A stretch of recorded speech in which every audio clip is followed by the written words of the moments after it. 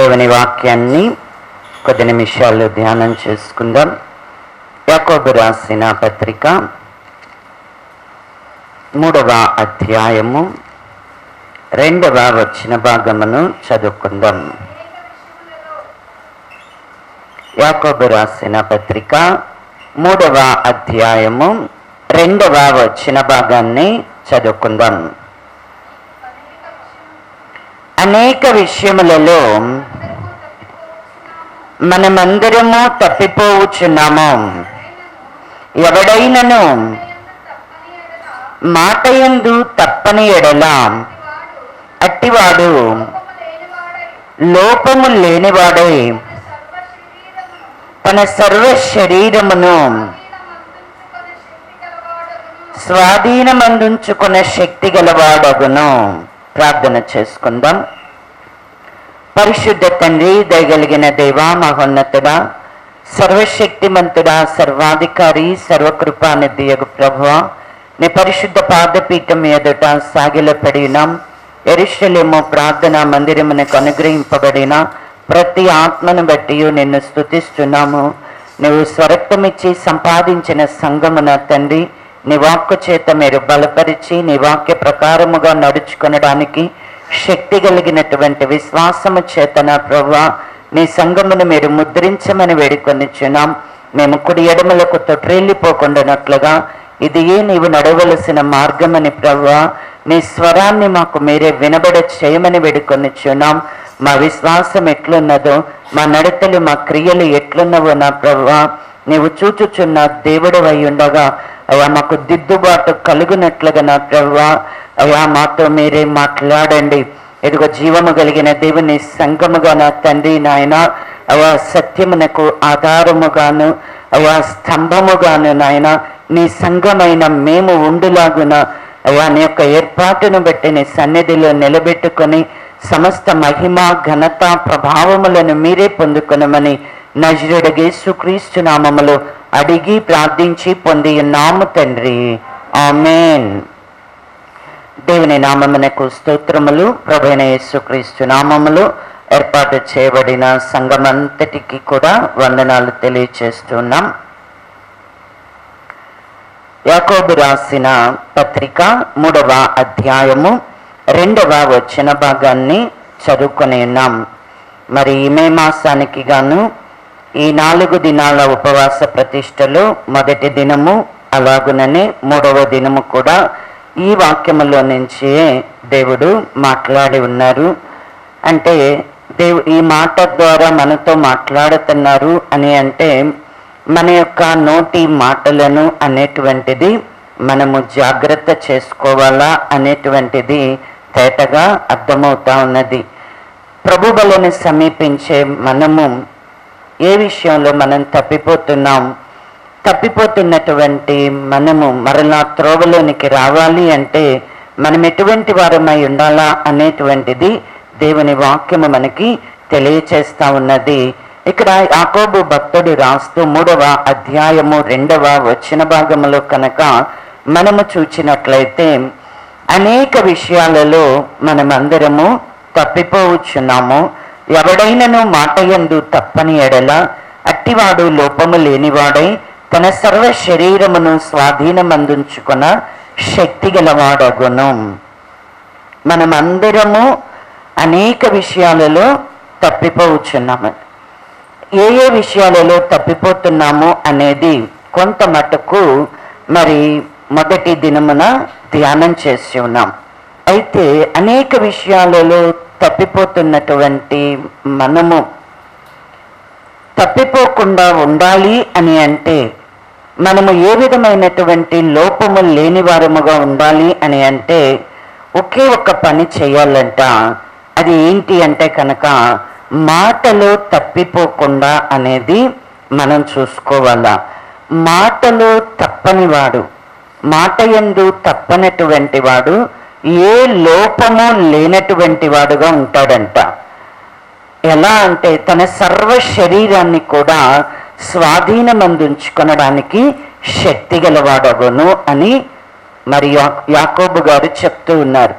అంటే ఇప్పుడు మనం ఏ లోపము లేని వారంగా ఉండాలి అన్నా మన సర్వ శరీరాన్ని స్వాధీనం చేసుకునే శక్తి మనకు కావాలి అని అంటే ఖచ్చితంగా మనం ఏ విషయంలో జాగ్రత్తగా ఉండాలా అంటే మాట విషయంలో మనము జాగ్రత్త పడాల.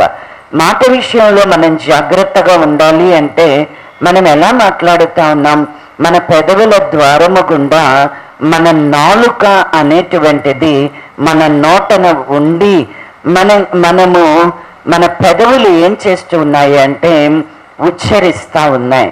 కాబట్టి ఇప్పుడు మనం ఏం చేయాలా అంటే మన నాలుకని మనము సాధు చేసుకునే వారిలాగా ఉండాలా. పక్షులను కానీ జంతువులను కానీ జలచరాలను కానీ వీటన్నిటిని కూడా మానవుడు సాధు చేయగలుగుతున్నాడంట, కానీ నాలుకను మాత్రము సాధు చేయలేకపోతున్నాం. అయితే ఖచ్చితంగా మనం దేవుని యొద్దకు వచ్చినటువంటి మనము మాత్రము మన నాలుకని సాధు చేసేటువంటి వారిలాగా ఉండాలా. ఎందుకు అని అంటే ఇది మన సర్వ శరీరానికి కూడా మాలిన్యతను కలుగచేస్తా ఉన్నది, ప్రకృతి చక్రానికి చిచ్చు పెడతా ఉన్నది. అంతేకాదు ఇదంట మరణకరమైనటువంటి విషముతో నిండినదంట. ఎప్పుడైనా మనం గ్రహించమా? మనము సర్పములో విషముంది అనుకుంటాం, లేకపోతే తేలులో విషముంది అనుకుంటాం, లేకపోతే బల్లిలో గోడ మీద పాకేటువంటి బల్లిలో విషముంది అనుకుంటాం. బల్లి గనక ఆహారంలో పడితే ఏం చేస్తాం? తింటామా? ఏం చేస్తాం? పడేసేస్తాం కదా. మరి అసలు మన నాలుకే ఏమైందంట, నిరర్గళమైనటువంటి దుష్టత్వముతో కూడినటువంటిదంట, మరణకరమైనటువంటి ఈ విషయం కూడా ఎలాంటి విషయము అని అంటే కనుక మరణకరమైనటువంటి విషముతో కూడినటువంటిదంట. కాబట్టి ఖచ్చితంగా ఈ నాలుకను ఏం చేయాలా? మన సర్వ శరీరానికి కూడా ఇది మాలిన్యతను కలుగచేస్తా ఉన్నది కనుక, మరణకరమైనటువంటి విషముతో నిండినది కనుక, ఇది ప్రకృతి చక్రానికి చిచ్చు పెట్టేటువంటిదిగా ఉన్నది కనుక ఈ నాలుకను అనేటువంటిది మనము సాధు చేయాలా. అంటే ఎలా మనం ఈ నాలుకని సాధు చేయగలుగుతాం? పక్షులను జంతువులను అయితే మరి మచ్చిక చేసుకోగలుగుతున్నాం, మనకిష్టం వచ్చినట్లుగా వాటిని సాధు చేయగలుగుతున్నాం, వాటి చేత మాట్లాడించగలుగుతున్నాం, వాటి చేత కొన్ని క్రియలను మనకిష్టము వచ్చినట్లుగా మనము వాటిని చేయించగలుగుతున్నాం. కానీ మన నాలుక సాధు చేయబడాలి అని అంటే ఎలా మనము మన నాలుక సాధు చేయబడుతుంది అని అంటే కనుక ఖచ్చితంగా మనము భక్తి గలవారము అని అనుకుంటున్నాము అని అంటే ఖచ్చితంగా మన నోటికి ఏముండాలంట? చిక్కము అనేది ఉండాల. చిక్కం ఉండాలి. గుర్రానికి ఎలాగా చిక్కం పెడతారో, ఎద్దుకి ఎలా చిక్కం పెడతారో, మన నోటికి, దేవుని పిల్లల నోటికి కూడా ఎప్పుడు ఏమి ఉండాలా అంటే చిక్కము అనేటువంటిది ఉండాల. చిక్కం ఉండడం అని అంటే ఏంటి అంటే కనుక ఏదో ఎద్దుకు చిక్కం పెట్టినట్టు ఏదో తగిలించేసుకోవడం కాదు. మన నోటితో మనము పాపము చేయకుండా మన పెదవుల ద్వారానికి మనము కాపు పెట్టుకోవాలా. అంటే మనము మాట్లాడడానికి నిదానించేటువంటి వారముగా ఉండాలా, వినడానికి వేగిరపడేటువంటి వారముగా ఉండాలా. వినడానికి వేగిరపడేటువంటి వారముగా ఉండాలా, మాట్లాడడానికి నిదానించేటువంటి వాళ్ళంగా ఉండాలా. ఎప్పుడు కూడా మన ప్రవర్తన కానివ్వండి, మన మాటలు కానివ్వండి, దేవుని యొక్క వాక్యానికి వ్యతిరేకంగా ఉంటది. మనం మాట్లాడడానికి ఇష్టపడతాం కానీ వినడానికి మనం ఇష్టపడం.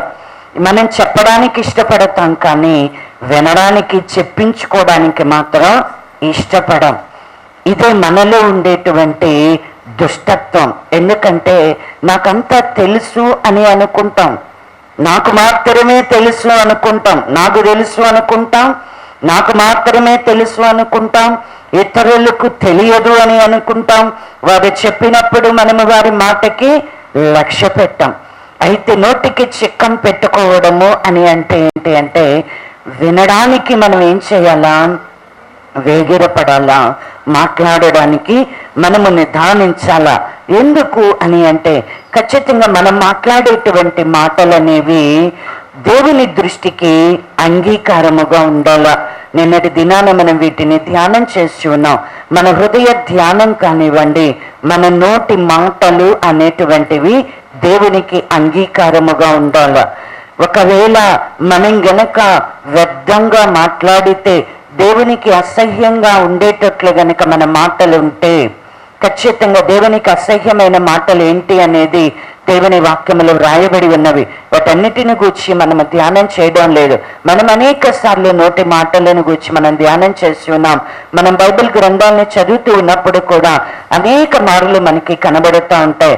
అబద్ధం మాట్లాడడం అనేటువంటిది దేవునికి అసహ్యమైనటువంటిదని, కళ్ళలాడేటువంటి నాలుక దేవునికి ఇలా అనేకముగా మనం మాట్లాడి ఇతరులతో కొండాలు మాట్లాడడం, ఇతరులను దూషించడం, ఇతరుల మీద మనము ఏదైతే కీడును కల్పించి మాట్లాడుతూ ఉంటామో, ఇటువంటి మాటలు ఏవి కూడా దేవునికి ఎంత మాత్రమో ఇష్టం అనేది ఉండదు. అయితే మన నోటి మాటలను ఖచ్చితంగా మన హృదయ ధ్యానం అనేది దేవునికి అంగీకారంగా ఉండాలా. ఒకవేళ నీ నోటిని కనుక నీవు సాధు చేసుకోకపోతే, దేవుని దృష్టికి నీ మాటలు అంగీకృతముగా లేకపోతే మాత్రం నీవు మాట్లాడేటువంటి వ్యర్థమైనటువంటి ప్రతి మాటకి కూడా విమర్శ దినాన నీవు లెక్క చెప్పవలసి ఉంటుంది. ఖచ్చితంగా నీ నోటి మాటలను బట్టి నీవు నీతిమంతుడివా, నీవు అపరాధివా అనేటువంటిది తీర్పు చేయబడుతుంది. కాబట్టి నీ నోటి మాటలు ఎలా ఉన్నాయి అనేటువంటిది నీవు పరీక్షించుకోవాలా. ఖచ్చితంగా మనం ఎలాంటి వాళ్ళమని దేవుడు మనం చెడ్డవారమై ఉండియు, మీరు చెడ్డవారయ్యుండి మీ నోటన మంచి మాటలు ఎలాగున మీరు మాట్లాడగలరంటున్నారు. మన హృదయం గనక మంచిదిగా ఉన్నదనుకోండి, మన నోటిలో నుంచి ఏమొస్తాయంట? మంచి మాటలు, సద్విషయాలు వస్తాయంట. మనం గనక మన హృదయం చెడ్డదిగా ఉందనుకోండి, మన నోటిలో నుంచి ఎలాంటి మాటలు వస్తాయంట? దుర్విషయాలు అనేటువంటివి బయటకు వస్తాయని ప్రభువే మాట్లాడుతూ ఉన్నారు. కనుక ఖచ్చితంగా మన హృదయాన్ని మనం భద్రంగా మన హృదయంలో ఏది ఉంటుందో మన నోటని అదే మాట్లాడతాం. ఇంకా అతి తెలివి ఏమిటి అంటే గనక, మన హృదయంలో ఒకటి పెట్టుకొని నోటన మాట్లాడగలిగిన వాళ్ళు కూడా ఉంటారు. అది కూడా హృదయంలో ఒకటి పెట్టుకొని నోటన ఇంకొకటి మాట్లాడే వాళ్ళు కూడా దేవుని దృష్టికి ఎలాంటి వాళ్ళు అంటే అసహ్యమైనటువంటి వాళ్ళు. వీళ్ళని ఏమంటారు అంటే వేషధారులు అంటారు. హృదయంలో ఒకటి ఉంటుంది, హృదయంలో ఒకటి పెట్టుకొని నోటితో ఒకటి మాట్లాడకూడదు. అలా అని హృదయంలో ఉన్నదాన్ని అంతా కూడా నా హృదయంలో ఉండి నేను మాట్లాడేసా అంటే కుదరదు. ఖచ్చితంగా కుదరదు అంటే కుదరదు. ఖచ్చితంగా నువ్వేం చేయాలా? నీ హృదయాన్ని నువ్వు శుద్ధి చేసుకోవాలా. నీ నోట నుంచి మంచి విషయాలే, సద్విషయాలే బయటకి రావాలా. నీవు దేవుని దృష్టికి నీవు నీతిమంతుడుగా చేయబడాలా నీ నోటి మాటలను బట్టి. అంతేకాని దేవుని దృష్టికి నీవు అపరాధిగా నీవు చేయబడకూడదు. అయితే మనం ఎలా మాట్లాడాలా అంటే నిన్నటి దినాన చూసాం. సరి అయినటువంటి ప్రత్యుత్తరం, యుక్తముగా మనం ప్రతి మనుష్యునికి కూడా ప్రత్యుత్తరం ఇచ్చేటువంటి వారిలాగా ఉండాలంట. అయితే ఎలా మనం ప్రతి మనుష్యునికి సరి అయినటువంటి ప్రత్యుత్తరం అనేది మన దగ్గర నుంచి రావాలా. అయితే అది ఎలా ఉండాలని చెప్తున్నారు అని అంటే కనుక కొలసీలకు రాసిన పత్రికలో నిన్నటి దినాన్ని చూసాం. తీయద్దమ్మా. ఏంటి అంటే అది ఉప్పు వేసినట్లుగా మన సంభాషణ అనేటువంటిది ప్రతి మనుష్యునితో కూడా రుచికరంగా ఉండాలంట. అంతేకాదు కృపా సహితముగా ఉండాలా. ఏంటి ఉప్పు వేసినట్లుగా రుచికరంగా ఉండడము అని అంటే మనం చూసి ఉన్నాం. ప్రతి మనుష్యునితో కూడా మనం మాట్లాడేటప్పుడు ఎలా మాట్లాడాలా? మన సంభాషణ ఎప్పుడు కూడా సమాధానముగానే ఉండాలి. కానీ మనం ఎప్పుడు వ్యతిరేకతలతోనూ, భేదములతోనూ, కలహములతోనూ, దూషణలతోనూ, శాప వచనాలతోనూ మనం ఇతరులతో మనం మాట్లాడే వాళ్ళంగా ఉండకూడదు. మన మాట ఎప్పుడు కూడా ఎలా ఉండాలంటే సమాధానకరంగానే మన మాట అనేది ఉండేటట్లుగా మనం ప్రయత్నించాలా. ఇది ఎవరు చేయగలుగుతారు అంటేనంట, నీతిమంతులైనటువంటి వారు యుక్తమైనటువంటి ప్రత్యుత్తరాన్ని ఇవ్వడానికి వారు ప్రయత్నం చేస్తారంటండి. మాట మనం యుక్తంగా సమయోచితంగా మాట్లాడడం అనేటువంటిది మనకి తెలియాలా. చాలా సందర్భాలలో మనం చూస్తూ ఉంటాం, ఏదైనా ఒక మాట మాట్లాడుతూ ఉన్నప్పుడు ఎదుటి వాళ్ళు ఏం మాట్లాడుతున్నారు అనేటువంటిది మనకు అసలు అర్థం కాకుండానే మాట్లాడేసేస్తూ ఉంటారు. మనం అడిగేది ఒకటి, వారు మాట్లాడేది ఒకటి. మనం అడిగేది ఒకటి, వారు చెప్పేది ఇంకొకటిగా ఉంటుంది. అయితే సరి అయినటువంటి ప్రత్యుత్తరము అనేటువంటిది మనం ఇచ్చేవారిలాగా ఉండాలా. సమయోచితముగా మనము మాట్లాడడం అనేటువంటిది ఎక్కడ, ఎప్పుడు, ఎవరితో ఎలా మాట్లాడాలా అనేటువంటిది కూడా మనము బాగుగా ఎరిగినటువంటి వారమై ఉండాలా. సమయోచితమైనటువంటి మాట అంట మనోహరముగా ఉంటదంట. అది చిత్రమైనటువంటి వెండి పండ్లములో ఉంచబడిన బంగారు పండ్ల వంటిది అని మరి సలోమాను గారు చెప్తా ఉన్నారు. అటువంటి మా నీతిమంతుల మాట అనేది యుక్తమైన ప్రత్యుత్తరం ఇస్తుంది అని అంటే, వాళ్ళకంట కళ్ళ మాట అనేటువంటిది అసహ్యమంట.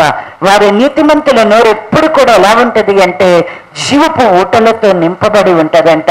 వాళ్ళు ఎప్పుడు కూడా వాళ్ళు జ్ఞానము కలిగి వాళ్ళు మాట్లాడేటువంటి వాళ్ళుగా ఉంటారంట. అంతేకాదు ఇతరులకు వారు జ్ఞానము కలిగి ఉపదేశించేటువంటి వాళ్ళుగా అనేకమైనటువంటి సంగతులను వారు ఉపదేశించేటువంటి వారుగా, మరి మేలైనటువంటి దానిని వారు వచించేటువంటి వారుగా ఉంటారు అనేది ధ్యానం చేసి ఉన్నాం.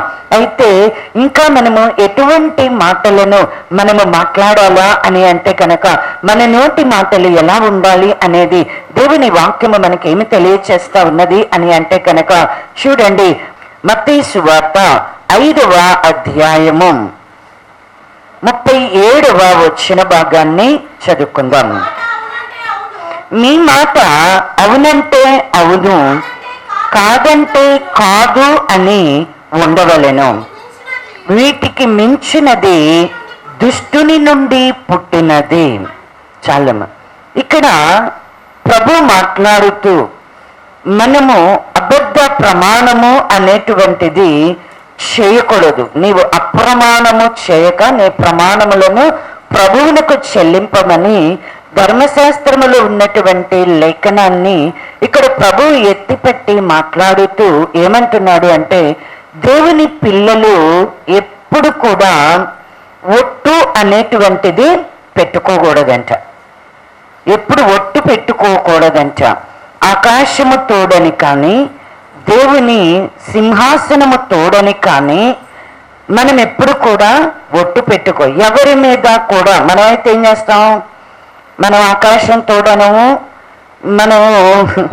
మనం దేవుని యొక్క మనం ఎంత మాత్రం కూడా మనము సింహాసనం అని కానీ ఆకాశం అని కానీ భూమి అని కానీ మనం వీటిని ఎంత మాత్రం కూడా మనం ఒట్టు పెట్టాం. మనం ఎవరి మీద ఒట్టు పెడతాం? పిల్లల మీద ఎక్కువగా ఒట్టు పెడతా ఉంటాం. లేకపోతే ఇప్పుడు దేవుని నమ్ముకున్నాం కదా, ఇప్పుడు మళ్ళీ పిల్లలైతే కూడా ఒక సెంటిమెంట్ ఉంటుంది. కానీ దేవుడి మీద పెట్టేసాం అనుకో, ఇక అసలు బాధే లేదు. బైబిల్ మీద ప్రమాణం చేస్తాం అంటారు. బైబిల్ మీద ప్రమాణం, దేవుని ఎదుట బైబిల్ మీద దేవుని ఎదుట ప్రమాణం చేస్తూ ఉంటారు. ఇవి ఏవి కూడా సరి అయినటువంటిది కాదు. దేవుడు ఏమంటున్నాడు అంటే, నీ మాట ఎలా ఉండాలి? ఎందుకు అసలు ఒట్టు పెడతాం మనం? ఎందుకు ప్రమాణం చేస్తామంటాము?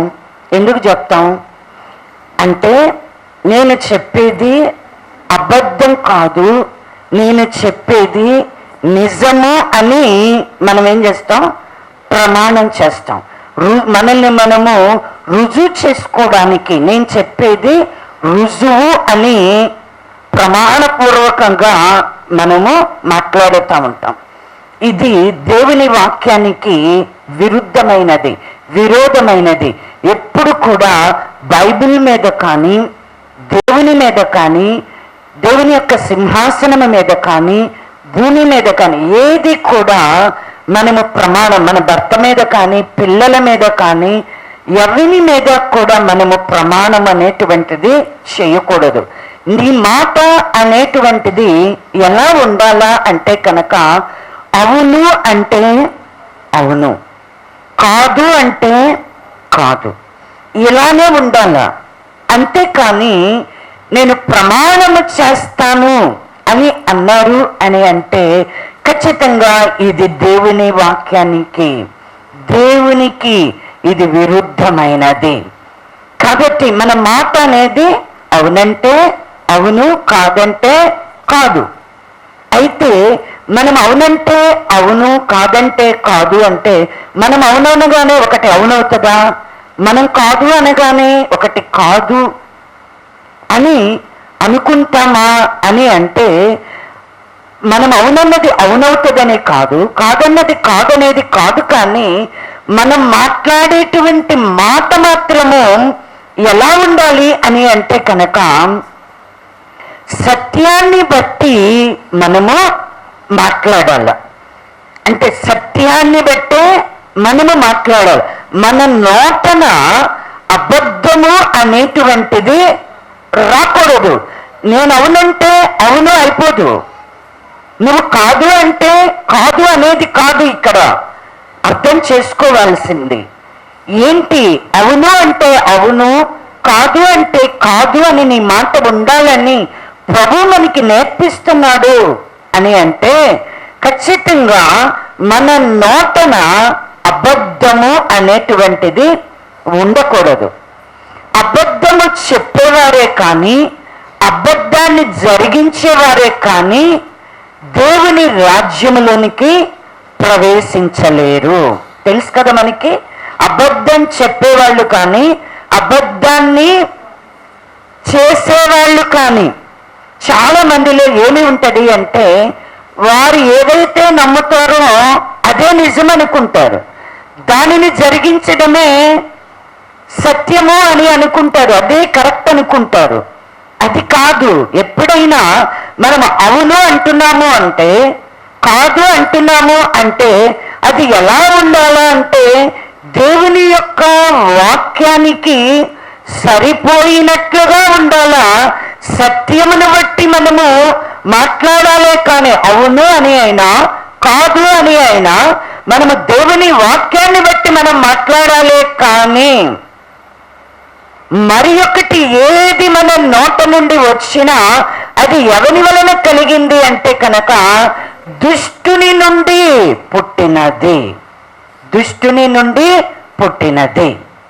యేసుక్రీస్తు ప్రభువారు మనకి యోహాను సువార్త 8వ అధ్యాయ భాగములో కనుక మనం చూసినట్లయితే యోహాను సువార్త 8వ అధ్యాయము 31వ వచ్చిన భాగములో కనుక మనం చూసినట్లయితే కాబట్టి యేసు తనను నమ్మిన యూదులతో మీరు నా వాక్యమందు నిలిచిన వారైతే నిజముగా నాకు శిష్యులై ఉండి సత్యమును గ్రహించెదరు, అప్పుడు సత్యము మిమ్మల్ని స్వతంత్రులుగా చేయునని చెప్పగా వారు మేము అబ్రహాము సంతానము, మేము ఎన్నడూనూ ఎవనికిని దాసులమై ఉండలేదే, మీరు స్వతంత్రులుగా చేయబడుదురని ఏల చెప్పుచున్నావని ఆయనతో అనేరి.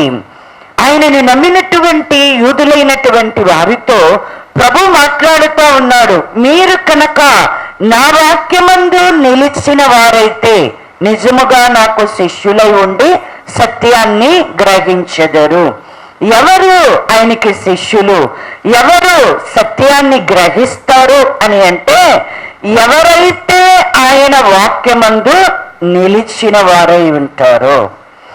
ఇప్పుడు ఈ వాక్యమే, ఈ సత్యమే ఏం చేస్తుంది అని అంటే వారిని స్వతంత్రులుగా చేస్తుంది అని ప్రభువు వారితో మాట్లాడుతుంటే వారు ఏమంటున్నారు? మేము అబ్రహాము సంతానము, మేము ఎవనికి దాసులమై ఉండలేదే అని చెప్తున్నారు. వారికి దేవుని యొక్క ధర్మశాస్త్రం బాగా తెలుసు. యేసుక్రీస్తు ప్రభు వస్తాడని, వారికి రక్షకుడు పుడతాడని వారికి తెలుసు. కానీ వాళ్ళు ఎక్కడ లేరు? వాక్యమందు వారు నిలిచినటువంటి వారుగా లేరు. వారు సత్యమే దిగి పరలోకము నుండి దిగి వచ్చింది, కానీ ఆ సత్యాన్ని వారు గ్రహించలేకపోతున్నారు. ఆ సత్యము వారితో మాట్లాడుతూ ఉన్నది, కానీ వారు గ్రహించలేకపోతా ఉన్నారు. అందుకనే వారిని గూర్చి ప్రభు ఏమంటున్నాడు, మనకి అబద్ధాలు చెప్పడము అంటే ఇప్పుడు మనం కాని మాట, మనం మాట్లాడినటువంటి మాట చెప్తే అబద్ధం చెప్పినట్టు అనుకుంటాం, అంతేనా? అంతేగా మనం అనుకునేది. మనకు అర్థమైనటువంటి గ్రహింపు ఏంటి, మన నాలెడ్జ్ ఏంటి అబద్ధం మీద అంటే, నేను ఏదైనా మాట్లాడినటువంటి మాట మీరు ఎవరికన్నా చెప్తే అది అబద్ధం అవుతుంది. కానీ ఏంటి అబద్ధము అంటే, ప్రభు చెప్పినటువంటి మాటను నమ్మకుండా, ప్రభువును నమ్మకుండా, ప్రభువుని వెంబడించకుండా, ప్రభు చెప్పింది చేయకపోవడమే అబద్ధాన్ని నమ్మడము, అబద్ధాన్ని జరిగించడం. ఇది మొదటి అబద్ధము అంటే ఇది మొదటిగా. ఆ తర్వాత మనం ఒకరితో ఒకరము అబద్ధాలు చెప్పుకుంటాం. ఇక్కడ చూడండి, అందుకనే ఇక్కడ యేసుక్రీస్తు ప్రభువారు 8వ అధ్యాయములోనే 44వ వచ్చిన భాగంలో చెప్తున్నాడు, మీరు మీ తండ్రి యగు అపవాది సంబంధులు అని. అంటూ మీ తండ్రి దురాశలను నెరవేర్చగోరుచున్నాడు. ఆది నుండి వాడు నరహంతకుడై ఉండి సత్యమందు నిలిచిన వాడు కాదు, వాని యందు సత్యమే లేదు. వాడు అబద్ధమాడునాడు, తన స్వభావమును అనుసరించి మాట్లాడును. వాడు అబద్ధీకుడును, అబద్ధమునకు జనకుడునై ఉన్నాడు. నేను సత్యమునే చెప్పుచున్నాను, కనుక మీరు నన్ను నమ్మరు. అబద్ధానికి జనకుడు ఎవరు? అపవాది. కాబట్టి అబద్ధము అనేది ఎక్కడి నుంచి పుట్టింది అంటే, ఎక్కడి నుంచి పుట్టింది? అపవాదిలో నుండి పుట్టింది.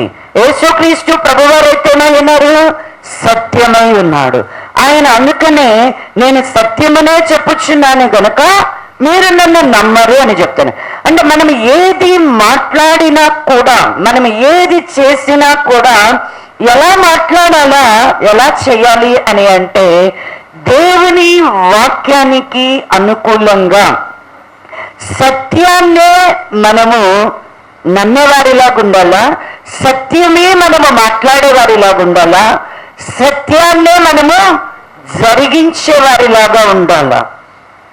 చూడండి, అందుకనే మనకి ఎఫెసీయులకు రాసినటువంటి పత్రిక 4వ అధ్యాయములో కనుక మనం చూసినట్లయితే, ఎఫెసీయులకు రాసినటువంటి పత్రిక 4వ అధ్యాయము 15వ వచ్చిన భాగముని కనుక మనం చూసినట్లయితే, ప్రేమ కలిగి సత్యము చెప్పుచు క్రీస్తు వలె ఉండుటకు మనం అన్ని విషయములలో ఎదుగుదము. మనం ఎలా ఎదగాలంట?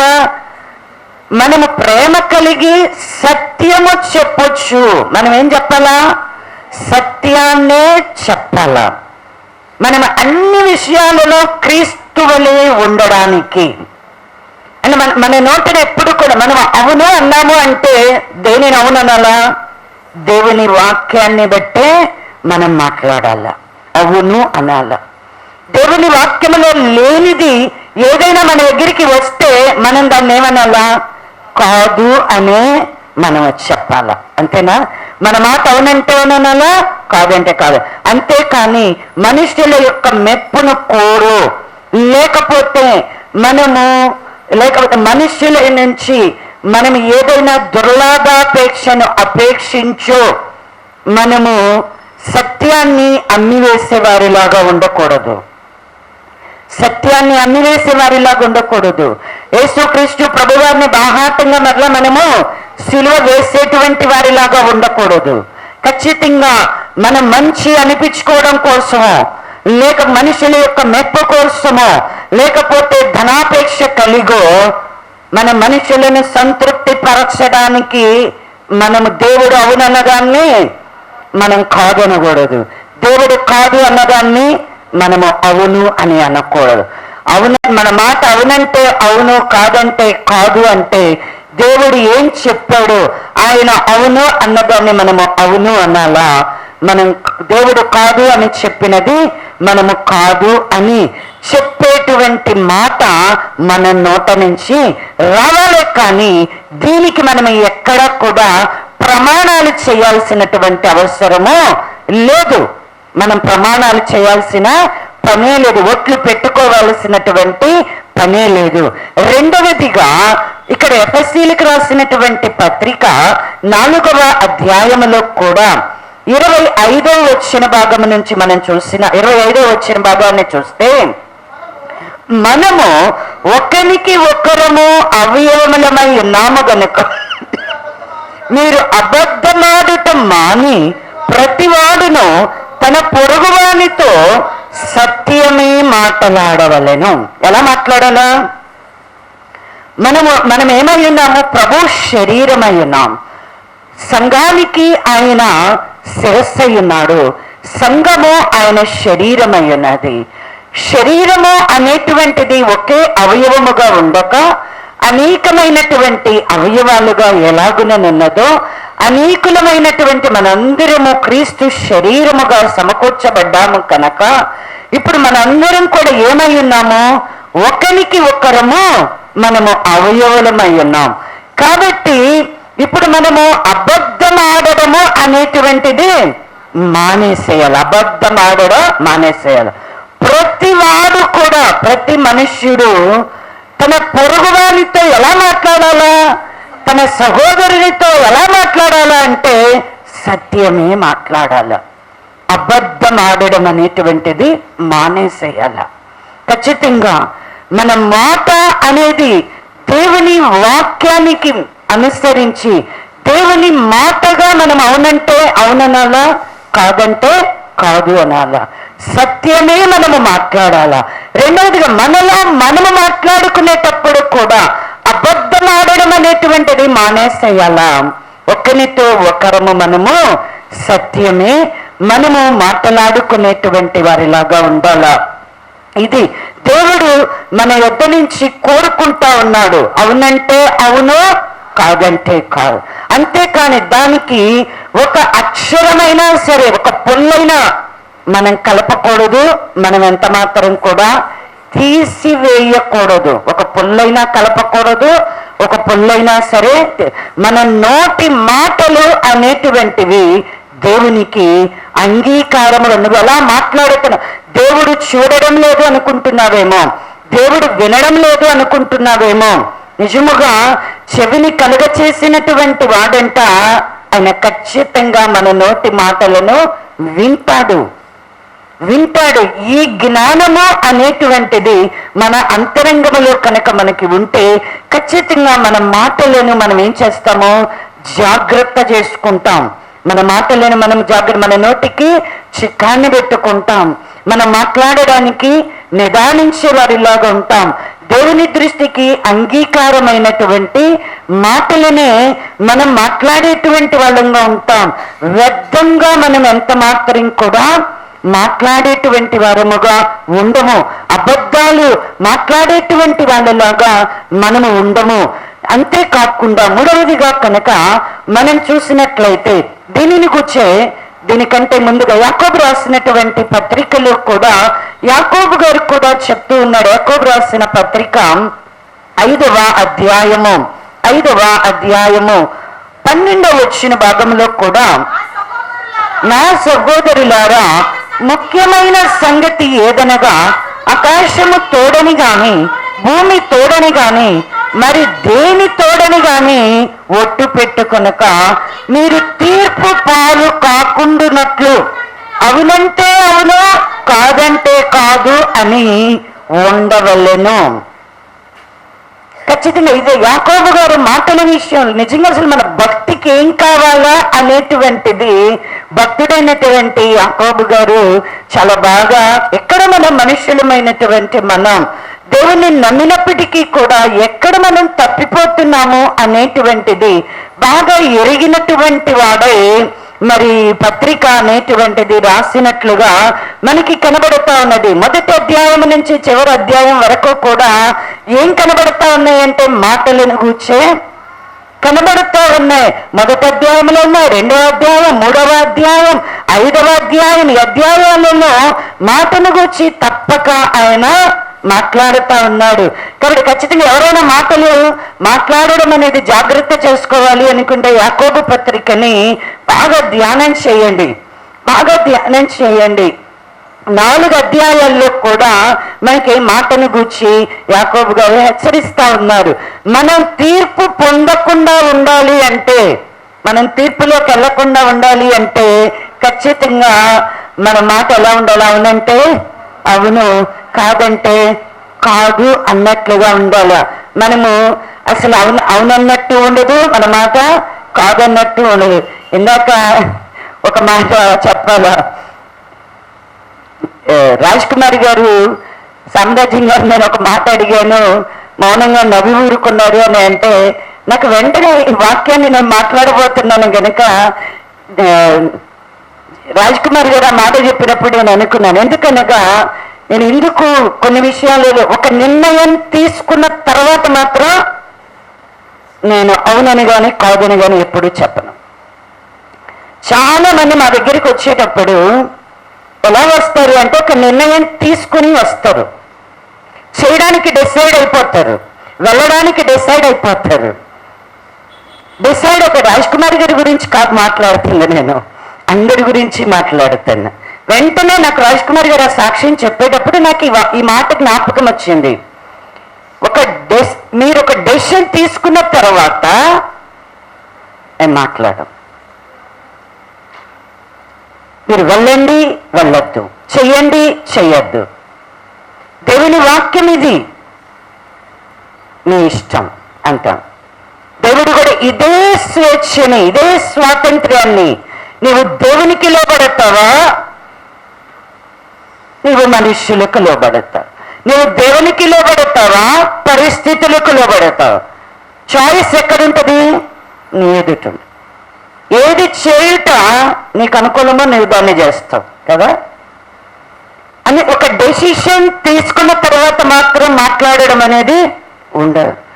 నిజంగానే అసలు మేము ఏం చేయాలని వస్తే ఖచ్చితంగా దేవుని వాక్యాన్ని బట్టి అవునంటే అవును, కాదంటే కాదు, ఇది చేయకూడదు, ఇది చెయ్యాలి, ఖచ్చితంగా మీరు ఇది చెయ్యాలి అనేటువంటి మాట చెప్పదు. మాట్లాడలేదు నవ్వేమో అంటే చాయిస్ ఈజ్ యువర్స్. అంటే అప్పుడు మీరు ఒక్కసారి కింద పడిన తర్వాత పైకి లేచి ఇక ఎన్నటికీ కూడా పడిపోకుండా ఉంటారు. ఇంతే, పడిపోకుండా ఉంటారు. ఎందుకంటే వచ్చింది సందర్భం, రాజ్ కుమార్ గారి సందర్భం వచ్చింది కనుక ఎత్తి మరీ అవుతాను. ఎందుకంటే చెప్పగానే నాకు ఈ మాట గుర్తొచ్చింది. ఎందుకంటే ఆల్రెడీ డెసిషన్ తీసుకున్నారు వెళ్ళడానికి డెసిషన్ తీసుకున్నారు కదా, వద్దు అని అక్కడ సేవకురాలు తనకి సహాయం చేయొద్దని చెప్పకూడదు. వెంటనే మనకి చాలా వాక్యాలు గుర్తొస్తాయి. ఏం గుర్తొస్తాయి? పొరుగువాడు అంటే ఎవరు? పొరుగువాడంటే ఎవరు? లేవీయుడు పొరుగువాడా? పొరుగువాడని చెప్పాడా? చెప్పలేదు. ఎవరిని గురించి చెప్పింది వాక్యం?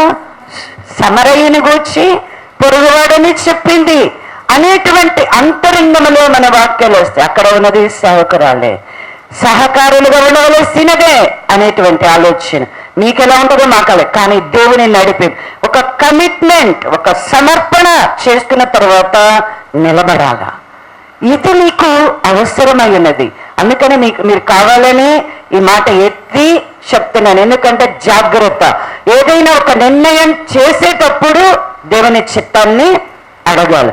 నిర్ణయం చేసిన తర్వాత మాట్లాడకపోతే ఏం చెప్పలేదు అనేటువంటి నెపం మాత్రం మా మీదకి రాకూడదు. ఇక్కడ అవునంటే అవును, కాదంటే కాదు అనేటువంటి మాటను గురించి ఒక చిన్న మాటను పౌలు గారు చెప్తూ ఉన్నాడు, జ్ఞాపకం చేసుకుందాం. కొరింథీయులకు రాసినటువంటి 2వ పత్రిక, కొరింథీయులకు రాసిన 2వ పత్రిక 1వ అధ్యాయము 15వ వచ్చిన భాగము నుండి చదువుకుందాం. మరియు ఈ నమ్మిక కలవాడనై మీకు 2వ కృపావరము లభించినట్లు మొదట మీ యొద్దకు వచ్చి మీ యొద్ద నుండి మాసిదోనియాకు వెళ్ళి మాసిదోనియా నుండి మరలా మీ యొద్దకు వచ్చి మీ చేత యోదయాకు సాగనంపబడవలెనని ఉద్దేశించితిని. కావున నేను ఇలాగ ఉద్దేశించి చపల చిత్తుడినిగా నడుచుకుంటున్నా, అవును అవునని చెప్పుచు కాదు కాదనట్టు ప్రవర్తింపవలెనని నా యోచనలను శరీరానుసారముగా యోచించుచున్నానా. ఇక్కడ పౌలు గారు ఒక ప్రశ్న వేసుకుంటూ ఉన్నాడు. ఏంటి అంటే ఆయన తన యొక్క ప్రయాణం వారి ఈ కొరింథీ సంఘమును గూర్చి ఆయన రాస్తూ వారు చేసేటువంటి పరిచర్య ఎటువంటిదో వారికి వివరిస్తూనే ఆయన ఉన్నటువంటి నమ్మిక ఎటువంటిది అనేటువంటిది వారికి చెప్తూనే ఆయన అంటున్నాడు కదా, మాసిదోనియా వెళ్ళి మాసిదోనియా నుండి మరలా వచ్చి మరలా యోదయాకి సాగనంపబడ. ఇలాగా పౌలు గారు తన ప్రయాణమును గూర్చి ఆయన మాట్లాడుతూ ఉన్నప్పుడు ఇక్కడ వాళ్ళు సంఘము ఏమనుకుంటున్నారు అనేటువంటిది, అంటే నేనేమైనా చపల చిత్తుడిని అని అనుకుంటున్నారా, నడుచుకుంటున్నా అని చెప్పి అని అవునని చెప్పుచు కాదు అన్నట్లు ప్రవర్తింపవలెనని, కాదన్న దాన్ని అవునన్నట్లు, అంటే ఒకసారి అవునని ఒకసారి కాదు అన్నట్లుగా ఇలా నడుచుకోవడము అనేటువంటిది ఖచ్చితంగా ఇందులో నుంచి మనము ఒకటి గ్రహించాల్సింది ఏంటి అంటే కనుక, చపల చిత్తులైనటువంటి వారు అంటే స్థిరమైనటువంటి మనస్సు అనేటువంటిది మనలో లేనప్పుడు, గమనించండి, స్థిరమైనటువంటి మనస్సు మనలో లేనప్పుడు ఒకసారి అవునంటాం ఒకసారి కాదంట. స్థిరమైనటువంటి మనస్సు మనలో లేనప్పుడు ఒకసారి కాదు అంటాం ఒకసారి ఏమంటాం అవును అంటాం. ఇలా మాటి మాటికి మన యొక్క అభిప్రాయములు అనేటువంటివి మార్చుకునేటువంటి వాళ్ళంగా ఉంటూ ఉంటాం. అయితే ఇక్కడ తనను గూర్చి తాను ప్రశ్న వేసుకుంటూ దేవుడైతేనని దేవుణ్ణి గూర్చి ఆయన ఖచ్చితంగా చెప్తున్నాడు. ఏం చెప్తున్నాడు అంటే, ఇప్పుడు మనమైతే ఒకసారి అవునని ఒకసారి కాదని ఇలా చెప్పి చపల చిత్తులంగా, లేకపోతే శరీరానుసారంగా, ఇది కూడా గుర్తుపెట్టుకోండి, స్థిరంగా ఒక మాట మీద నిలబడలేకపోయామంటే చపల చిత్తులు అంటారు. రెండవది శరీరానుసారంగా మాటి మాటికి నిర్ణయాలు అనేటువంటిది మార్చుకుంటారు. దేవుని దగ్గరికి వచ్చినప్పుడేమో దేవా నీ చిత్తం అంటాం, ఇంటికి వెళ్ళిన తర్వాత ఏమంటాం నా ఇష్టం అంటాం. ఇప్పుడు మనం ఏమనాలా, ఒకసారి నువ్వు ఈ పని చేయి ప్రభువా అంటాం, మళ్ళీ ఒకసారి అయ్యో వద్దంటాం. అంటే మనం ఎలాంటి మనస్సును మనము కలిగి ఉంటాము అని అంటే కనుక, స్థిరమైనటువంటి మనస్సు లేనటువంటి వాళ్ళం, స్థిరమైన మనస్సు లేని, దేవుని యందు నమ్మిక కలిగిన వారు ఎలా ఉండాలో తెలుసా? ఎలా ఉండాలా అంటే, నిత్యము నిలిచేటువంటి సియోను కొండలాగా మనము కదలక నిలిచి ఉండేటువంటి వాళ్ళంగా ఉండాల. ఇక్కడ ఈయన ఇలా మాట్లాడడం ఆయన చపల చిత్తుడనో శరీరానుసారముగా వారు యోచించుకుంటున్నారనో, మరి ఆయన తను తాను ప్రశ్న వేసుకుంటున్నట్లుగా కనబడుతూ ఉన్నది. కానీ ఆయన తాను చపల చిత్తుడనో లేకపోతే శరీరానుసారంగా నడుచుకుంటున్నాడనో కాదు. ఇక్కడ ఆయన యొక్క ఉద్దేశ్యము ఏమిటి అని అంటే, దేవుడు నమ్మదగినటువంటి వాడు అని, నేను మీకు చెప్పిన వాక్యము అవునని చెప్పి కాదన్నట్టుగా ఉండలేదు.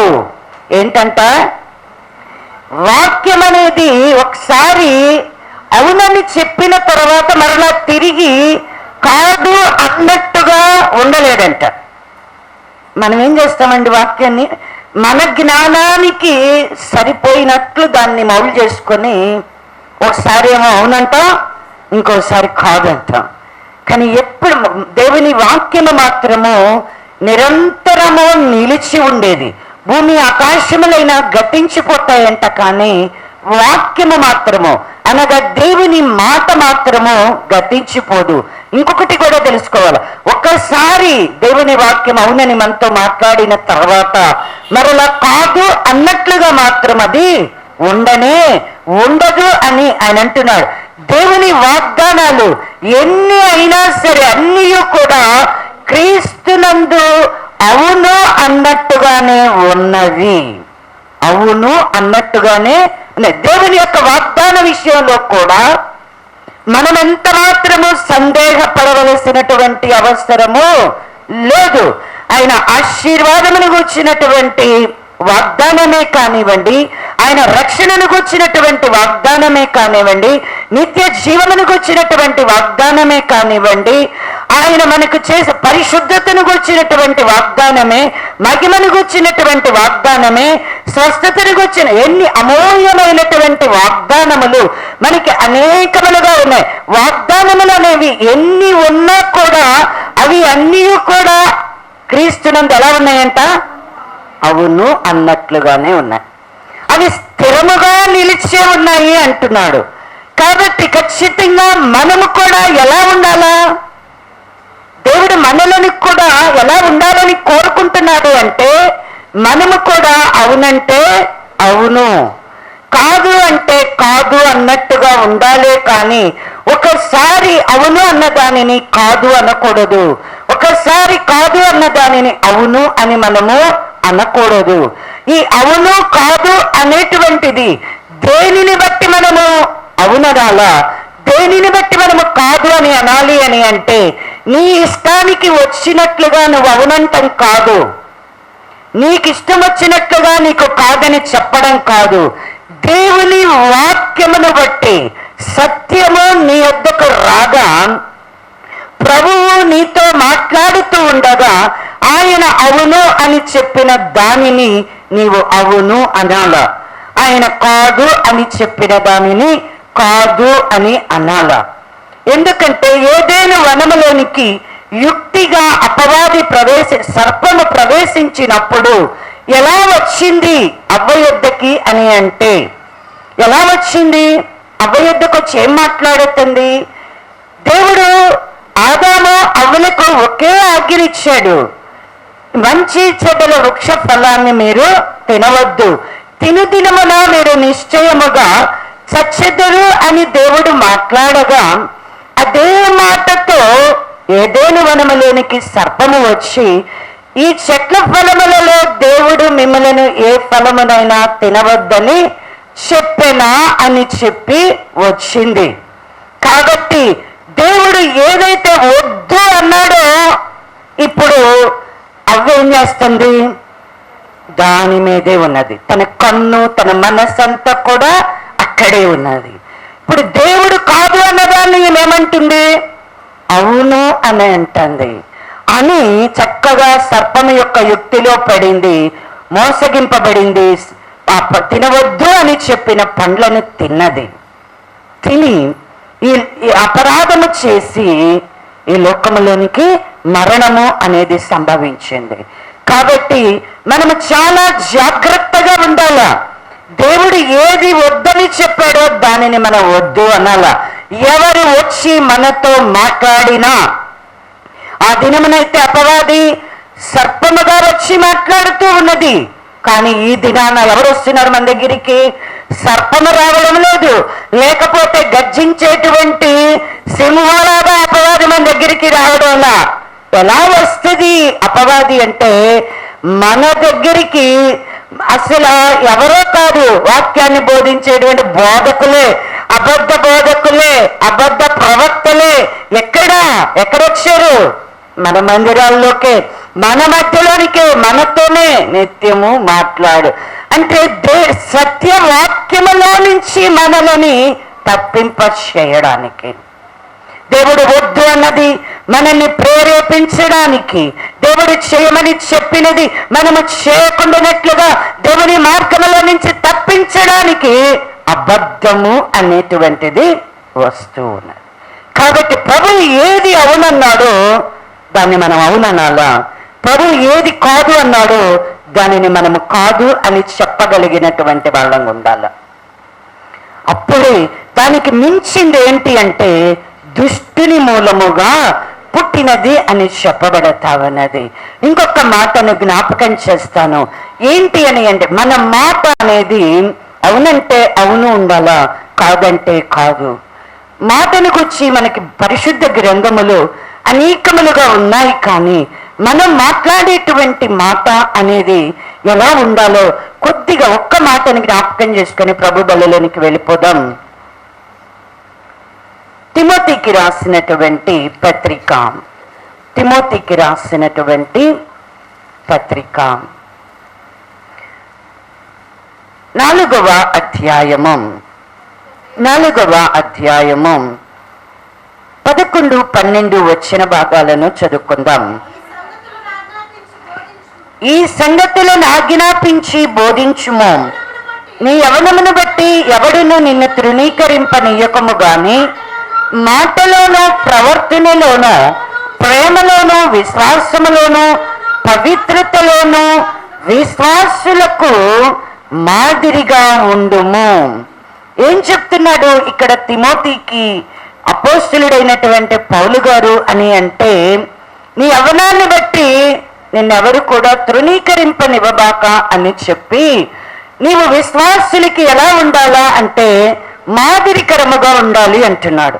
ఏ విషయాలలో మాదిరికరముగా ఉండాలా అంటే మాటలోనూ ప్రవర్తనలోను. వీటన్నిటిని గురించి మనం మాట్లాడుకోవడం లేదు, కానీ ఖచ్చితంగా మనల్ని దేవుడు ఎలా ఏర్పాటు చేసుకున్నాడు, దేవుడు మనల్ని ఎలా పిలుచుకున్నాడు అని అంటే, అనేకులకు మనము మంచి మాదిరిగా, విశ్వాసులకి మనము మాదిరిగా ఉండాలా, ఈ లోకానికి కూడా మనం ఎలా ఉండాలి అంటే మాదిరికరముగా ఉండునట్లుగానే మనలను పిలుచుకున్నాడు. యేసుక్రీస్తు ప్రభువారు మనకు మంచి మాదిరి అయి ఉన్నాడు. ప్రభువుని నమ్మినటువంటి మనము ఎలా ఉండాలా అంటే విశ్వాసులకి మాదిరికరంగా ఉండాలా, ఈ లోకానికి కూడా మనము మంచి మాదిరిని కనబరిచే వారిలాగా ఉండాలా. అయితే ఇక్కడ ఈ మాదిరిగా ఉండడములో ఏంటి, మొట్టమొదటిగా మనం ఏ విషయంలో మనము మాదిరికరముగా ఉండాలి అని అంటే, మన మాట అనేది విశ్వాసులకి ఎలా ఉండాలా అంటే కనుక మాదిరికరముగా ఉండాలా. అంటే మనం మాట్లాడే మాటలు ఒక విశ్వాసి యొక్క విశ్వాసాన్ని అభివృద్ధి పరిచేవిగా, మనం మాట్లాడేటువంటి మాటలు ఒక విశ్వాసి యొక్క విశ్వాసాన్ని స్థిరపరిచేటట్లు, ఒక విశ్వాసి యొక్క విశ్వాసము సంపూర్ణమయ్యేటట్లుగా వారు దేవుని మార్గములో నడవడానికి మన మాటలు అనేవి మాదిరికరముగా ఉండాలే, కానీ వారికి అభ్యంతర కారణాలుగా, వారి పాదాలకు అడ్డురాళ్లుగా మాత్రము ఉండకూడదు. చాలా మందికి చూడండి ఎలా ఉంటారు అని అంటే, చాలా మంది ఎవరైనా ఏదైనా వారిని నిందించినప్పుడు లేకపోతే దూషించినప్పుడు వారిని బట్టి దేవుని మందిరానికి రావడానికి అభ్యంతర పడతా ఉంటారు. వారు ఎక్కడో బయట మాట్లాడుకుంటారు, ఇష్టానుసారంగా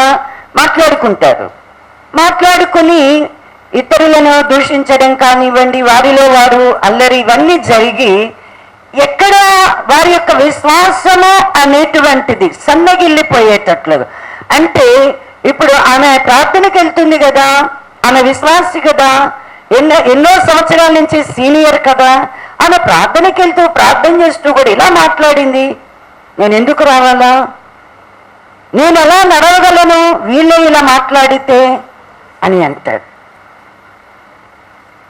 అలాగే బోధించేటువంటి మేము కూడా ఎలా ఉండాలి అంటే మాట్లాడే మా మాటలు అనేవి మాదిరికరముగా ఉండాలా. ఎందుకని మమ్మలను బట్టి కానీ మిమ్మలను బట్టి కానీ ఎవరు కూడా అభ్యంతర పడేటువంటి విధంగా మన మాటలు, వారు తూలి పడిపోవడానికి కారణంగా మనలో ఏ ఒక్కరము కూడా ఉండకూడదు. ఎవరిని బట్టి ఎవరు అభ్యంతర పడకూడదు. విశ్వాసులకి ఎలా ఉండాలి అంటే మాదిరికరముగా అనేటువంటిది ఉండాలా. విశ్వాసులకి మనం మాదిరికరంగా ఉండాలి అంటే ఎలా మనం మాట్లాడాలా, వాళ్ళకు అనుకూలంగా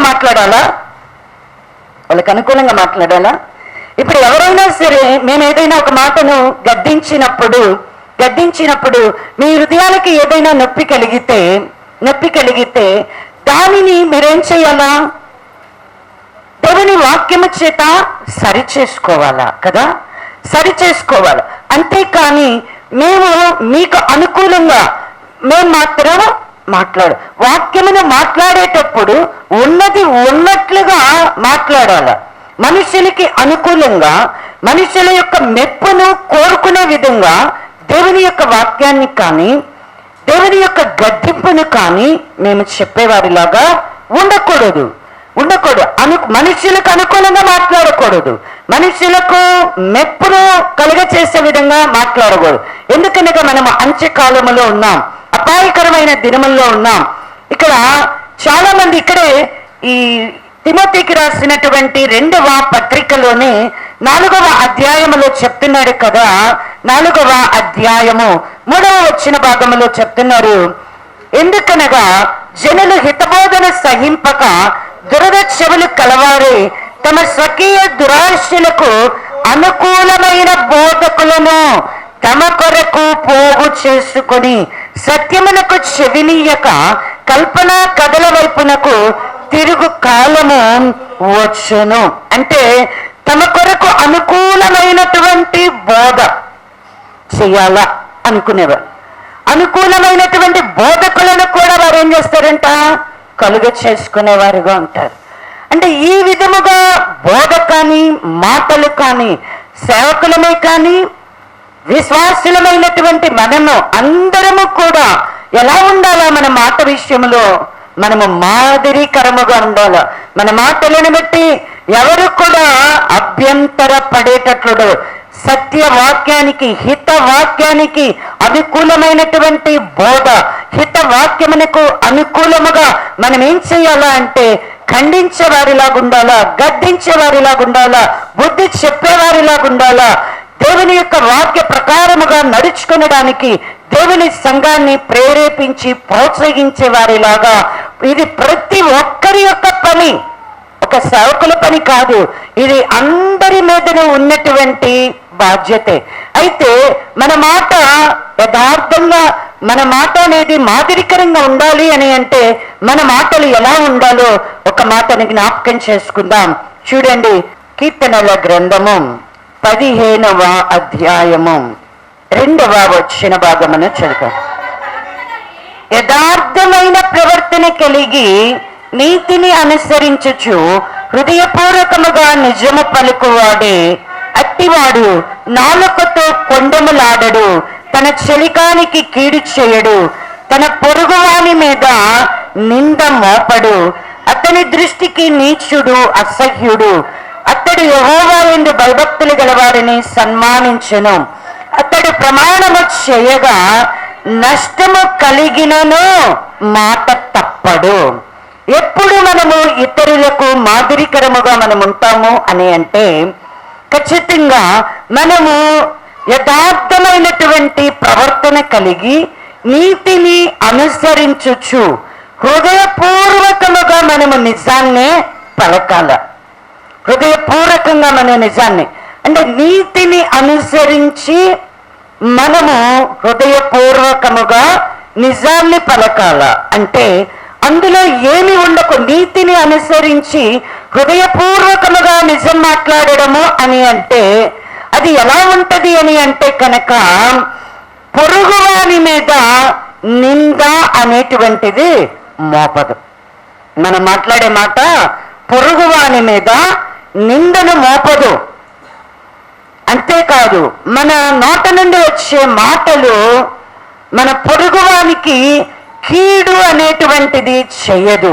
అంతేకాదు మన నోట నుండి వచ్చే మాటలు మన పొరుగువాని మీద కొండాలు చెప్పం.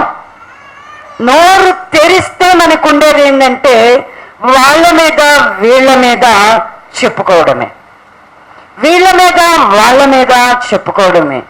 ఇంకా దీనిలో కూడా ఏం మేము నిజమే చెప్తున్నాం, మేము విన్నదే చెప్తున్నాం అంటున్నారు. కానీ ఎలా చెప్పాలా నిజాన్ని అంటే నీతిని అనుసరించచ్చు, హృదయపూర్వకముగా నిజాన్ని పలకాల. నీతిని అనుసరించడం అంటే దేవుని యొక్క నీతి ఏం చెప్తుంది అని అంటే, నీ పొరుగువాని మీద నీకు కొండాలని చెప్పనివ్వదు. నీవు నీతిమంతుడవైతే నీలో దేవుని యొక్క నీతి అనేది గనుక నీవు అనుసరించి నడుచుకుంటే ఇతరుల మీద నీవు కొండాలి చెప్పవు. నీ ప్రక్కనున్నటువంటి చెలికానికి నీవు కీడు అనేటువంటిది నీవు చేయవు. నీ మాట ద్వారా కూడా వారికి నష్టం అనేటువంటిది కలగదు, కీడు అనేటువంటిది కలగదు. అంతేకాదు, పొరుగువాని మీద నింద మోపబడదు. మనం ఎన్ని నిందలు, ఎన్ని మాటలు మాట్లాడి ఎప్పుడు అసలు చూడండి, దేవుని వాక్యానికి మనం ఎంత విరోధముగా ఉన్నామో. నిజంగా దేవుని మన హృదయం ఎలా ఉన్నదో ఒక్కసారి పరీక్షించుకుందాం. మనం ఎలాంటి మాటలను మాట్లాడుతున్నాం? దేవునితో కూడా సదాకాలం జీవించాలనుకుంటున్నాం. ఆయన పరిశుద్ధ పర్వతం మీద నివసించాలనుకుంటున్నాం. ఆయన గుడారంలో మనం అతిథిగా ఉండాలని కోరుకుంటున్నాం. కానీ మన మాటలు ఎలా ఉంటాయి? ఎలా ఉంటాయి? పొరుగువాని మీద నిందను మోపేసేస్తావు. నీకు తెలిసినదే నిజమని నీవు అనుకుంటావు, నీవు విన్నదే నిజమని నీవు అనుకుంటావు. దయచేసి ఎప్పుడు కూడా నీవు విన్నదాన్ని బట్టి నువ్వు మాట్లాడొద్దు. నేను సంఘానికి చెప్తున్నాను, ఎప్పుడు కూడా నువ్వు విన్నదాన్ని బట్టి, నువ్వు చూసిన దానిని బట్టి నువ్వు మాట్లాడొద్దు. నువ్వు దేనిని కూడా చెప్పొద్దు. ఎందుకో తెలుసా? నువ్వు జడ్జిమెంట్లు ఇవ్వద్దు. యేసుక్రీస్తు ప్రభువారినంట ఆయన తన కంటితో చూచిన దాన్ని బట్టి, తన చెవులతో విన్నదాన్ని బట్టి ఎవరికి కూడా ఆయన తీర్పు చేయలేదంట. మనం ఏ పార్టీ వాళ్ళం? నేను విన్నాను అంటాం, రూఢిగా చెప్తాం. కానీ అది దేవుని నీతి కాదు. నీ పొరుగువాని మీద ఎవరికైనా అభ్యంతరం కలుగుతూ ఉన్నదా? నీ పొరుగువానికి ఏదైనా ఏ విషయంలోనైనా కీడు జరుగుతా ఉందా? నష్టం కలుగుతా ఉందా? నీ పొరుగువాని మీద నింద మోపుతూ ఉన్నావా? నీ పొరుగువాని మీద అబద్ధం చెప్తూ ఉన్నావా? కొంతమంది ఉన్నది ఉన్నట్టు చెప్పేవాళ్ళు ఉంటారు, కొంతమంది లేని ఉన్నట్లుగా చెప్పేవాళ్ళు ఉంటారు. లేని ఉన్నట్టు చెబుతారు, ఉన్నాయేమో తీసేసి చెప్తారు. ఉన్నాయి లేనట్టుగా, లేని ఉన్నట్లుగా కల్పించి చెప్పేవాళ్ళు కొందరు ఉంటారు. ఈ నోటి మాటలు అనేటువంటివి మనకి ఎంత చెరుపు చేస్తాయి అంటే నిన్ను తీర్పులోనికి తీసుకువెళ్తాయి అనేటువంటి సంగతిని నీవు మర్చిపోవద్దు. నీవు దేవునితో కూడా ఉండాలి అని అంటే, నువ్వు నీతిమంతుడుగా తీర్చబడాలి నీ మాటలు ఏమిటంటే, ఖచ్చితంగా నీ మాటలు నీతిని అనుసరించి హృదయపూర్వకముగా నీవు నిజాన్ని మాట్లాడాలా. నువ్వు నీతిని అనుసరిస్తున్నావు అంటే ఒక్కటే గుర్తు, నీ పొరుగువాని మీద కొండాలు నోరు తెరవడానికి, నువ్వు విన్నా కూడా నీకు నోరు తెరవడానికి భయం వేసిపోతుంది. నువ్వు చూసినా కూడా నువ్వు మాట్లాడడానికి నీకు భయం వేస్తుంది. ఇదే నోటి చెక్కం పెట్టుకోవడం అంటే, ఇదే నోటిని నాలుకని సాధి చేసుకోవడం అంటే, పొదలకు కాపు పెట్టుకోవడం అంటే ఇదే. నువ్వు విన్నా సరే, నువ్వు చూసినా సరే ఏం చెయ్యాలా? దేవుని యొక్క నీతిని బట్టి ఇద్దరి మధ్య ఉన్నటువంటి ప్రేమ, ఇద్దరి మధ్య ఉన్నటువంటి సహవాసం, ఇద్దరి మధ్య ఉన్నటువంటి సంబంధం, ఇద్దరి మధ్య ఉన్నటువంటి సహోదరుల మధ్య ఉన్నటువంటి ఏదైనా వారికి నష్టం కలుగచేస్తుంది అంటే నువ్వేం చేయాలా? దేవుని యొక్క నీతిని నువ్వు అనుసరిస్తున్నావు అంటే ఖచ్చితంగా నీ నోటిని నువ్వు కాపు పెట్టుకోవాలా. నువ్వేం చేయాలా? నీతిని బట్టి, నీతిని అనుసరించి నువ్వు నడుస్తూ ఉంటే వారి పక్షంగా నువ్వేం చేస్తావు? ప్రార్థన చేస్తావు. తప్పిపోతున్నప్పుడు, సత్యములో నుంచి కనుక ఎవరైనా తప్పిపోతూ ఉన్నప్పుడు ఒక మాటను జ్ఞాపకం చేసుకుందాం. చూడండి, దేవుని వాక్యములో యాకోబు రాసినటువంటి పత్రిక 5వ అధ్యాయము 19వ వచన భాగాన్ని చదువుకుందాం. నా సహోదరులారా, మీలో ఎవరైనను సత్యము నుండి తొలగిపోయినప్పుడు మరి ఒకడు అతనిని సత్యమునకు మళ్లించిన ఎడల పాపిని వాని తప్పు మార్గము నుండి మళ్లించువాడు మరణము నుండి ఒక ఆత్మను రక్షించి అనేక పాపములను కప్పివేయునని తాను తెలుసుకొనవలెను. ఏం చేయాలా? ఎవరైనా మనలో ఒకరు తప్పిపోతూ ఉన్నారు సత్యములో నుంచి అని కనుక మనకు తెలిస్తే అతనిని సత్యానికి మనం మరలా తిరిగి వారిని మళ్ళించే వారిలాగా మనం ఉండాలా. అంటే ఒక పాపిని వారి యొక్క తప్పు మార్గంలో నుంచి మనం మళ్ళిస్తే గనక, వారి పాపము నుంచి కనుక వారు ఒక ఆత్మను గనక మనం రక్షిస్తే, మన అనేక పాపములను దేవుడు ఏం చేస్తాడంట? కప్పివేయనంటున్నాడు. మనము ఎవరైనా తప్పిపోతూ ఉన్నప్పుడు మనం చేయాల్సింది ఇదే. కానీ వారి మీద మనము కొడాలి చెప్పి, వారి మీద మనము నిందలు మోపి, వారిని గూర్చి మనము చెడ్డగా చెప్పి, వారి విషయంలో మనము తప్పిదము చేయకూడదు. వారు తప్పు చేస్తున్నారని వారి విషయంలో మనం మాట్లాడి మనము తప్పు చేయకూడదు. కానీ వారు తప్పు మార్గంలో నుంచి తప్పింపబడేటట్లుగా, ఒక పాపి మారు మనసు పొందేటట్లుగా, దేవుని తట్టు వారి హృదయాలు త్రిప్పబడేటట్లుగా మనమైతే ఖచ్చితంగా చేయాలి. వారి పక్షంగా మనం ప్రార్థన చేయాలా, అవసరమైతే వారితో మనం వ్యక్తిగతంగా మాట్లాడి వారికి మనము నువ్వు చేసేది సరి అయినది కాదు అని మనము వారికి చెప్పాలే. కానీ వారిని గూర్చి, తప్పు చేసిన వాళ్ళని గూర్చి ఇంకొకరి దగ్గర మనం చెప్పి వారిని చెడ్డగా, వారికి నష్టాన్ని, వారికి కీడును మనము కల్పించేటువంటి వారిలాగా మనము ఉండకూడదు. దీనిని ఖచ్చితంగా మనం జ్ఞాపకం చేసుకోవాలా. ప్రభు బలలోనికి మనం వస్తూ ఉన్నాం. మన మాటలు ఎలా ఉన్నాయి, మన హృదయ ధ్యానం ఎలా ఉన్నదో మనల్ని మనం పరీక్షించుకుంటూ నీతిని అనుసరించి, ఇంకొకటి మనం మాట ఇచ్చాము అంటే మనకి నష్టం కలిగినా కూడా ఏం చేయకూడదంట? మాట మాత్రము తప్పకూడదు. మాట తప్పకూడదు. నష్టం వచ్చిన ఒకసారి మాట ఇచ్చాం, మాట ఇచ్చి దానికి అది చేయడం వల్ల మనం ఏదైనా నష్టం వస్తూ ఉంది, అయినా కూడా మాట అనేది తప్పకూడదు. ఎవరైతే మాటలో తప్పని ఎడల, మాటలో తప్పకుండా ఉంటారో అటువంటి వారు ఎవరు అంటేనంట? లోపము లేనటువంటి వారు. వారే తమ సర్వ శరీరాన్ని కూడా స్వాధీనమందించుకొనడానికి శక్తి కలిగినటువంటి వారు అని యాకోబు గారు చెప్తూ ఉన్నారు. కనుక ఖచ్చితంగా మనం ఏం చేయాలి? లోపము లేని వారముగా ఉండాలా.